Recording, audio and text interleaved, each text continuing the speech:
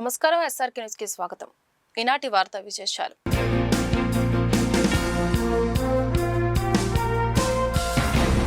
తనపై అక్రమ కేసులు పెట్టి వేధించాలని కూటమి ప్రభుత్వం కుట్రలు చేస్తుందని మాజీ మంత్రి అంబటి రాంబాబు ధ్వజమెత్తారు.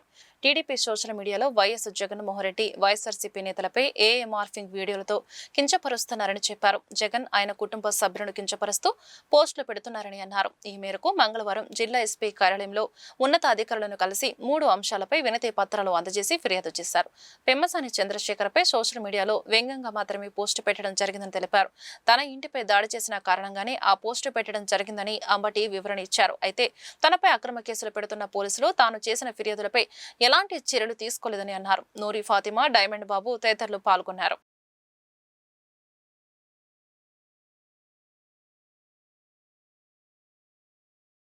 గుంటూరు సూపరింటెండెంట్ ఆఫ్ పోలీస్ని కలుసుకొని ఆయన లేకపోతే ఆయన ఇంకొక అడిషనల్ ఎస్పీ గారికి 4 రిప్రజెంటేషన్స్ ఇవ్వటం జరిగింది. దానిలో 3 కేసు కట్టి ఇమీడియట్గా క్రైమ్ కట్టి యాక్షన్ తీసుకోవాలని రిక్వెస్ట్ చేస్తూ ఇవ్వటం జరిగింది. అవి ఏమిటాయంటే తెలుగుదేశం పార్టీకి చెందినటువంటి వివిధ సోషల్ మీడియా ప్లాట్ఫామ్స్ మీద జగన్మోహన్ రెడ్డి గారిని, అదేవిధంగా మమ్ముల్ని, వారి కుటుంబ సభ్యుల్ని కించపరిచే విధంగా ఏఐలో ఆర్టిఫిషియల్ ఇంటెలిజెన్సీలో వీడియోలు చేసి డైరెక్ట్గా పోస్ట్ చేస్తున్నారు.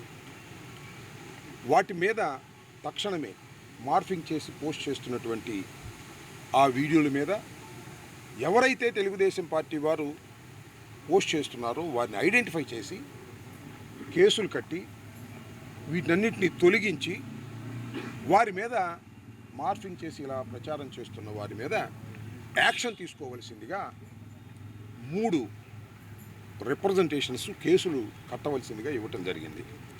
అవి మీకు నేను వివరిస్తాను.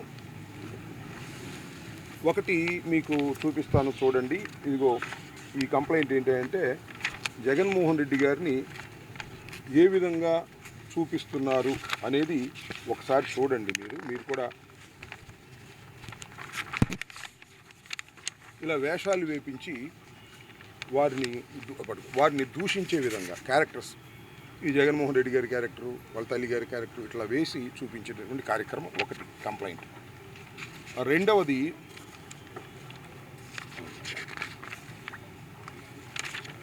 జగన్మోహన్ రెడ్డి గారిని ఈ విధంగా బాత్రూంలో చేసేటటువంటి కార్యక్రమం. ఇవి ఇంకా లోతుకు వెళ్ళి కొట్టి చూస్తే చాలా అసభ్యంగా ఉంటాయి, కించపరచాలనేటువంటి దురుద్దేశంతో. అదేవిధంగా ఈ చూడండి, జగన్మోహన్ రెడ్డి గారిని నడి బజార్ మీద ఈ విధంగా వేసి ఇట్లా అనేకమైన, ఇవి కేవలం కొన్ని మాత్రమే మేము మీకు చూపించేటటువంటి ప్రయత్నం చేశాం. కానీ చాలా దురదృష్టకరమైనటువంటి ఇలాంటి పోస్టింగ్లు అన్నింటినీ కూడా దీని మీద యాక్షన్ తీసుకోవాలని కంప్లైంట్ ఇవ్వటం జరిగింది. దానితో పాటు నా మీద 2 కేసులు రిజిస్టర్ చేశారు. సేమ్ ఇలాంటి ఇదే. నేను నా ఇన్స్టాగ్రామ్లో పోస్ట్ చేశాననేటువంటి ఉద్దేశంతో ఇన్స్టాగ్రామ్లో పోస్ట్ చేశాననే ఉద్దేశంతో పెమ్మసాని చంద్రశేఖర్ గారి మీద నేను ఇన్స్టాగ్రామ్లో పోస్ట్ చేశాననే ఉద్దేశంతో నా మీద కేసు కట్టారు. అవి కూడా నేను బహిరంగమే, నేనేమి దాచుకునేటటువంటి వ్యక్తిని కాదు, నేనే పోస్ట్ చేశాను, ఇది వాస్తవం కూడా. అది ఒక వ్యంగ్య చిత్రాలు తప్ప వారిని అసభ్యపరచాలని, వారిని కించపరచాలనే ఉద్దేశం కాదు. ఇదిగో నేను నా ఇన్స్టాగ్రామ్లో పోస్ట్ చేసినటువంటి 3 ఫోటోలు కేంద్ర మంత్రి గారి మీద ఒక వ్యంగ్య చిత్రాలు చూశారు కదా. దీని మీద నా మీద కేసు కట్టారు. నేను ఎందుకు ఈ పోస్ట్ చేశానంటే, నా ఇంటి మీద జరిగిన దాడిలో ప్రధానమైన కుట్రదారుడు కేంద్ర మంత్రి పెమ్మసాని చంద్రశేఖర్ అని, అది జరిగే రోజున కూడా ముందుగానే ఆయన ఒక ప్రెస్ మీట్లో అంబటి రాంబాబు గారికి 24 గంటల్లో సినిమా చూపిస్తానని చెప్పినటువంటివి కూడా మీరందరూ చూశారు. ఆ తర్వాత నా మీద దాడి జరిగింది. మొదటి ఎఫ్ఐఆర్ ఆధారంగానే మొత్తం దర్యాప్తు జరగాలి. మొదటి ఎఫ్ఐఆర్ ఏదైతే ఉందో దాని మీదే దర్యాప్తు జరపాలి. కొత్త విషయాలు ఏమన్నా బయటకు వచ్చినాయనుకో, వచ్చినా కూడా ఇంకో కేసు రిజిస్టర్ చేయడానికి వీల్లేదు. ఎఫ్ఐఆర్ దర్యాప్తులోనే చేర్చి, ఫస్ట్ ఎఫ్ఐఆర్ దర్యాప్తులోనే చేర్చి కొత్త ఎఫ్ఐఆర్ అవసరం లేదు, కొత్త ఎఫ్ఐఆర్ పెట్టాల్సిన అవసరం లేదు. అంతేకాదు బాబుబాయ్ వర్సెస్ స్టేట్ ఆఫ్ గుజరాత్లో కూడా 2 ఎఫ్ఐఆర్ వేరువేరు సంఘటనకు సంబంధించినవి అయితే అనుమతిస్తారు. వేరువేరు సంఘటనల మీద 2 ఎఫ్ఐఆర్లు కడితే దట్ ఇస్ ఓకే. వేరే సంఘటన కాదు. పెమ్మసాని చంద్రశేఖర్ గారి మీద నేను పెట్టాననే వీడియో ఒకే ఒక సంఘటన. ఆ సంఘటన మీద 2 కేసులు పెట్టారు. 2 కేసులు పెట్టి నన్ను వేధించాలనేటువంటి ప్రయత్నం చేస్తున్నారు. అంతేకాని ఈ విధంగా ఇలా చాలా డెసిషన్స్, వందలాది డెసిషన్స్ ఇవాళ హైకోర్టులు కానీ సుప్రీంకోర్టులు కానీ ఇచ్చాయి. ఒకే కేసు మీద ఒకే నేరం మీద, మోబ్బడి నేరం మీద 2 కేసులు అంతకన్నా ఎక్కువ పెట్టడానికి వీల్లేదని చెప్పినా కూడా ఈ గుంటూరులోని పోలీస్ యంత్రాంగం సిఐడిలో ఒక కేసు పెడుతుంది, గుంటూరు ఆరండలపేటలో మరో కేసు పెడుతుంది.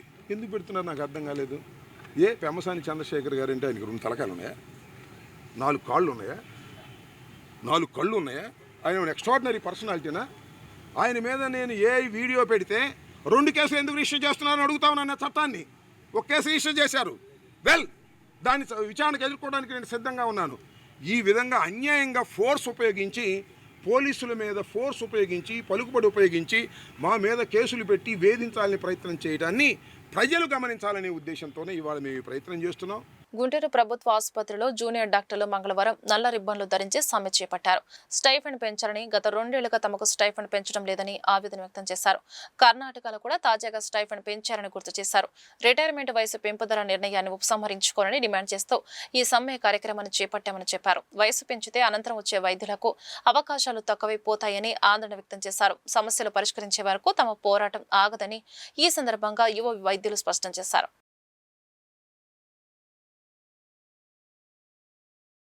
We want justice. We want justice. Our stipends. Our rights. న్యాయం లేకుంటే rights. న్యాయం లేకుంటే our rights. న్యాయం లేకుంటే we want justice. We want justice. We want justice. Our stipends. We want justice. We want justice. Our stipends. Our stipends. Our rights. Our rights. We want justice. We want justice. న్యాయం లేకుంటే న్యాయం లేకుంటే our stipends. Our stipends. న్యాయం లేకుంటే ప్రతిసారి ఇంకా తెలంగాణలో మనకన్నా 35% ఎక్కువ తీసుకుంటున్నారు. కర్ణాటకలో రీసెంట్గానే 25% హైక్ అయింది. కానీ మాకైతే గత 2.5 years నుంచి ఏది హైక్ అయితే జరగట్లేదు. సో 7 months నుంచి మనం గవర్నమెంట్ని లెటర్స్ పంపిస్తూ రిప్రజెంటేషన్స్ ఇస్తున్నాము. కానీ దానిలో కూడా మనకేంటి రిటర్న్ అష్యూరెన్స్ అయితే రావట్లేదు. మౌఖికంగానే చెప్తున్నా కానీ రిటర్న్ అష్యూరెన్స్ ఇవ్వట్లేదు. కాబట్టి మనం ఈరోజు స్ట్రైక్ వెళ్ళడం కుదురుతుంది. ఇంక సెకండ్ మన రిక్వెస్ట్ ఏంటంటే ఎంఎస్సీ పిహెచ్డి క్యాండిడేట్స్ని రిక్రూట్ చేస్తున్నారండి అసిస్టెంట్ ప్రొఫెసర్గా, అసోసియేట్ ప్రొఫెసర్స్గా.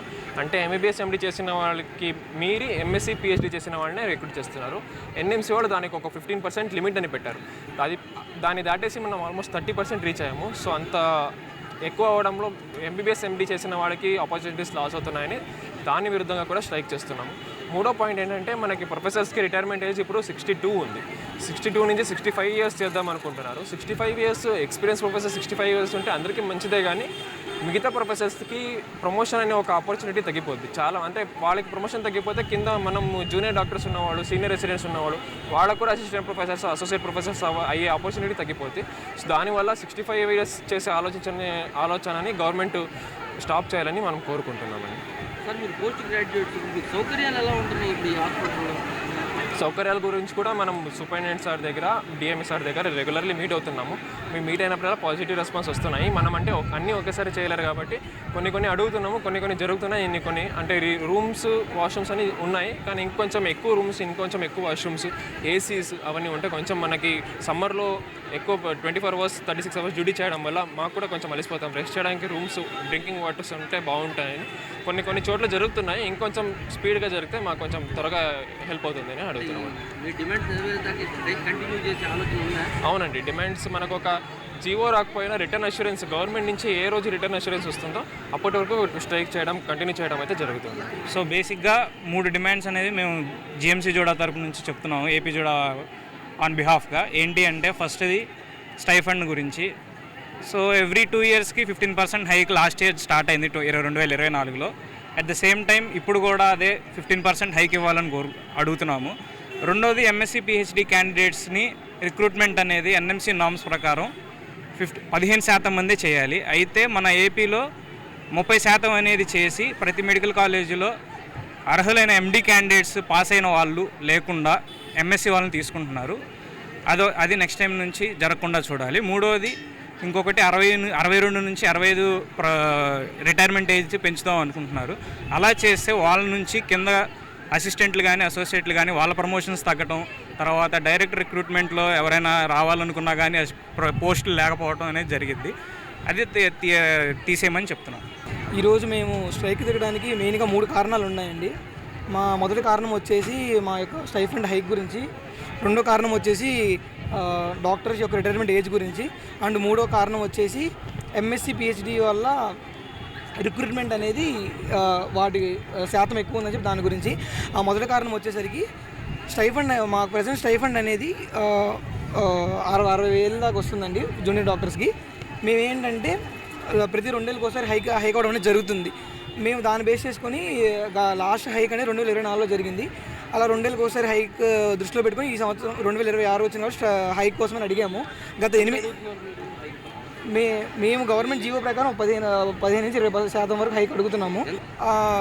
గత 8 నెలలుగా జనవరి నుంచి మేము మల్టిపుల్ టైమ్స్ రిప్రజెంటేషన్ ఇవ్వడమే జరిగింది. డిఎంఈ సార్ని కానీ, హెల్త్ మినిస్టర్ సార్ని కానీ, హెల్త్ సెక్రటరీ సార్ని కానీ, ఫైనాన్స్ సెక్రటరీ కానీ అందరినీ కలవడం అయితే జరిగిందండి. అన్నీ జరిగి మల్టిపుల్ రిప్రజెంటేషన్ ఇవ్వడం అయితే జరిగింది. వాళ్ళు ప్రతిసారి మేము చూస్తున్నాము చేస్తున్నాము అంటున్నారు కానీ మాకు రిటర్న్ అష్యూరెన్స్ అనేది ఎక్కడ ఇవ్వలేదండి. దానివల్ల అదిని కాకుండా ఈ సంవత్సరం నుంచి ఓపీడీ అవర్స్ అయితే పెంచడం జరిగింది. ఇంతకుముందు 4 గంటలు ఉండే సర్వీసెస్ ఇప్పుడు 7 గంటలు చేశారు. పొద్దున 9 నుంచి సాయంత్రం 4 వరకు కంటిన్యూస్గా సర్వీస్ చేయమన్నారు, లంచ్ బ్రేక్ లేకుండా. మేము అప్పుడు ఏం మాట్లాడలేదు. మా ఎగ్జామ్ ఫీజు పెంచారు, మేము అప్పుడు ఏమనలేదు. ఫీజు సబ్మిషన్ ఫీజు పెంచారు. ఇలా ఎన్ని పెంచినా end of the day patient care కోసమే కదని చెప్పి మేము ఎప్పుడు గవర్నమెంట్కి అగ్రెస్ట్ ఏం మాట్లాడలేదండి. ఇప్పుడు కూడా మేము గవర్నమెంట్కి అగ్రెస్ట్ కాదు. మేము ఇన్ని చేసినా కూడా ఇప్పుడు మాకు రావాల్సిన మా కష్టానికి ప్రతిఫలంగా న్యాయంగా ఇప్పించమని అడుగుతున్నాము. గవర్నమెంట్ ఎప్పుడు చేసేదే 15% హైక్ అనేది 15-20% హైక్ చేసి మా కష్టానికి తగిన ప్రతిఫలం ఇప్పిస్తే మేము హ్యాపీగా ఉంటామని అడుగుతాం. మీరు చూసుకుంటే పక్క స్టేట్లో కూడా గత 2 ఏళ్లలో కర్ణాటక ప్రభుత్వం 25% హైక్ అనేది చేసింది. తెలంగాణలో చూసుకుంటే మా స్థాయిలో ఉన్న జూనియర్ డాక్టర్లకి మాకని 37% ఎక్కువ స్టైఫండ్ అనేది వస్తుంది. అంటే మేము వాళ్ళు చేస్తున్నాయి కదా మేము చేస్తున్నాం. అంటే మా కష్టానికి గుర్తించి ప్రతిఫలం ఇవ్వడమే కోరుకున్నాం. అది ఈ రోజులు వచ్చిన ఇన్ఫ్లేషన్ వల్ల ఖర్చులు పెరిగిపోవడం అనేది ఇవన్నీ ఉన్నాయి.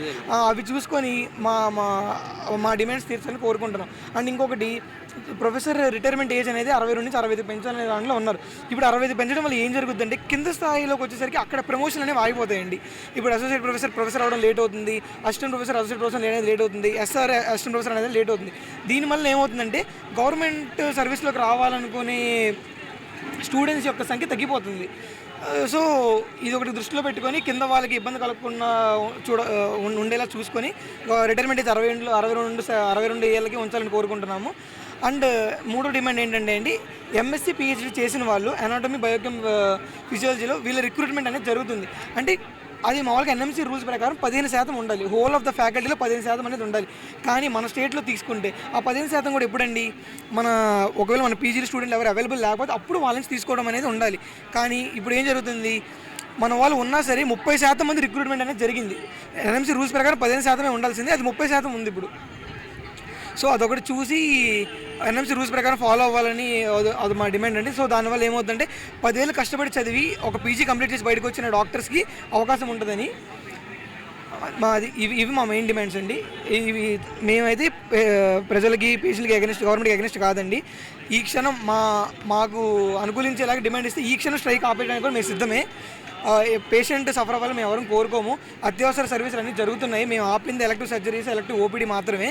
ఇవన్నీ చూసి గవర్నమెంట్ మా కష్టాన్ని కొంచెం అర్థం చేసుకొని మమ్మల్ని నిన్న మీటింగ్ పిలిచి వాళ్ళు చెప్పిన దాన్ని మేము సాటిస్ఫై అయ్యాలి. మేము అడిగిన దానికి చాలా తక్కువ అడిగారు. చాలా బాధాకరమైన శాతం పెంచుతూ ఉన్నారు. అందుకని మేము స్ట్రైక్ దిగడం అనేది జరిగింది. వాళ్ళు ఈరోజు మళ్ళీ రమ్మన్నారు మీటింగ్కి. వాళ్ళు పిలిచి కనుక మేము సాటిస్ఫాక్టరీ అయ్యే హైక్ కనుక ఇచ్చారంటే మేము ఇప్పటికిప్పుడు స్ట్రైక్ ఆపడానికి కూడా సిద్ధమే. కాపునాడు గుంటూరు జిల్లా నూతన కార్యవర్గం ఏర్పాటైంది. జిల్లా అధ్యక్షుడిగా చెలువాది రాంబాబు, యువజన విభాగం అధ్యక్షుడిగా గోలి శ్రావణ్ కుమార్ నియమితులయ్యారు. ఈ మేరకు మంగళవారం అమరావతి రోడ్లో ఏర్పాటు చేసిన కార్యక్రమంలో కాపునాడు జాతీయ అధ్యక్షులు గాళ్ల సుబ్రహ్మణ్యం చేతుల మీదుగా రాంబాబు, శ్రావణ్ కుమార్ నియామక పత్రాలు అందుకున్నారు. కాపునాడు జోన్ 3 అధ్యక్షుడు బొందాలపాటి వెంకట్రావు, రాష్ట్ర ఉపాధ్యక్షుడు ఎర్రగోప నాగేశ్వరరావు, రాష్ట్ర కార్యనిర్వాహక కార్యదర్శి రాగం సదాశివరావు, విజయవాడ సిటీ అధ్యక్షుడు పరుచూరి కరుణాకర్, సూరి తదితరులు పాల్గొన్నారు. ఈ సందర్భంగా సుబ్రహ్మణ్యం మీడియాతో మాట్లాడారు. ఈ నెల 16న విజయవాడలో కాపు జేఏసీ సమావేశం జరుగుతుందని, కాపు ప్రతినిధులు అందరూ హాజరై జయప్రదం చేయాలని పిలుపునిచ్చారు.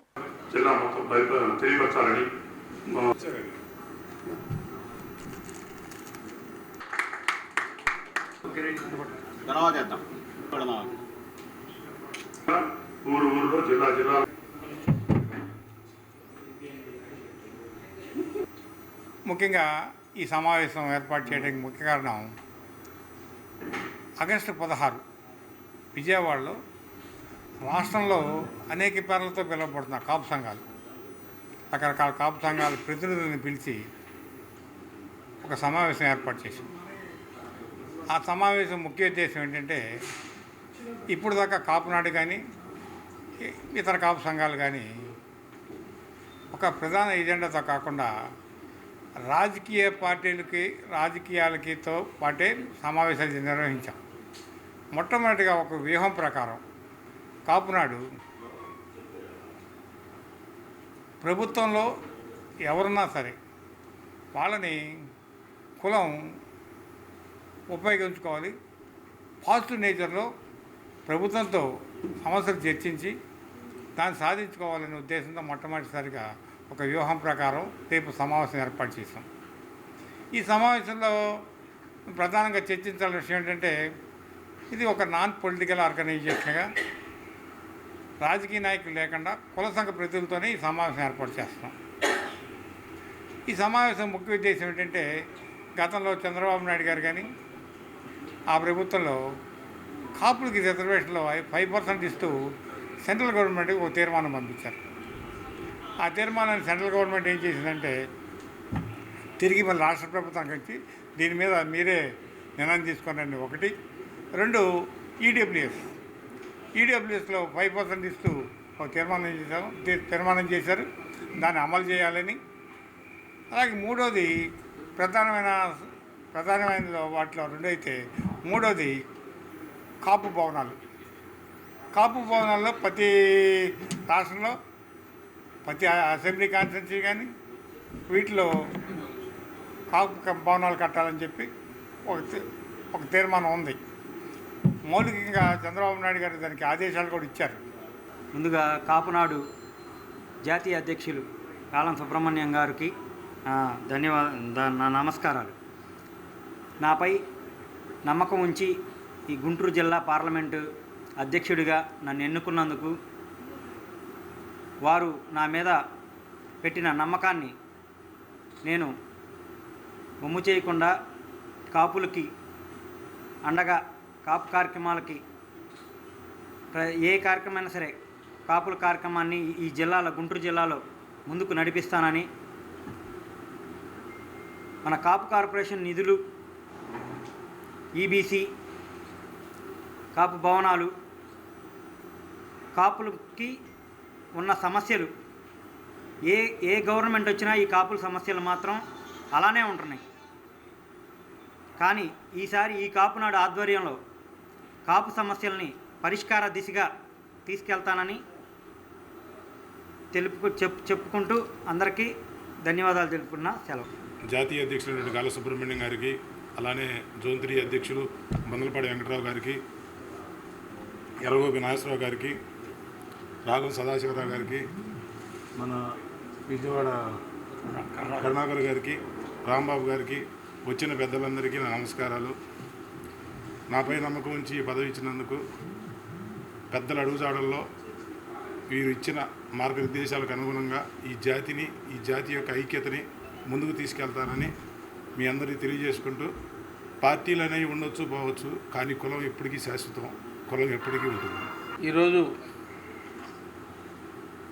ఈ కార్యక్రమానికి వచ్చినటువంటి మీడియా మిత్రులందరికీ, నాతో పాటు ఇక్కడ వచ్చినటువంటి కాపు సంఘాలందరికీ కూడా కృతజ్ఞత తెలియజేసుకుంటూ, ఈ జిల్లా కాపునాడు, యువ కాపునాడు ఆధ్వర్యంలో వారి విధుల్ని వారు ఎట్లా చేయాలి, ఏ విధంగా చేయాలనే దాని మీద ఇందాక ఒకసారి చెప్పాం.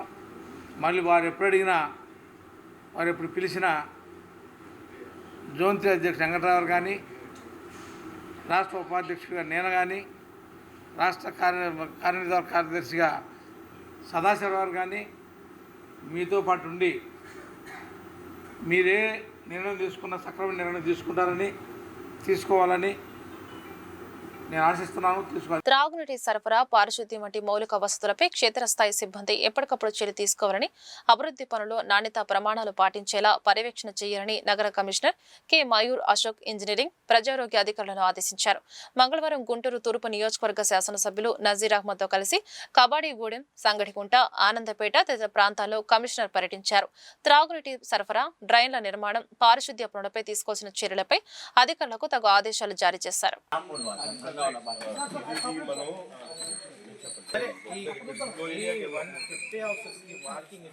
ఎవరికైనా ఇచ్చి చేపించండి. మీరు వర్షాలు మొదలైతే అసలు వాటర్ రోడ్ డౌన్ అయింది. ఎందుకు అవట్లేదు?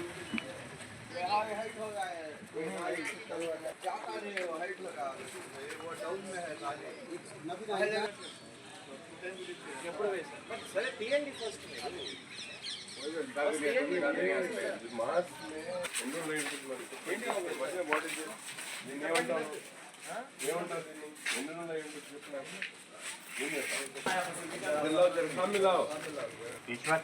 టౌన్ మొత్తం వాటర్ ప్రాబ్లం. ఎక్కడికి వెళ్ళినా నేను లాస్ట్ 10 days లో ఏ ఒక్క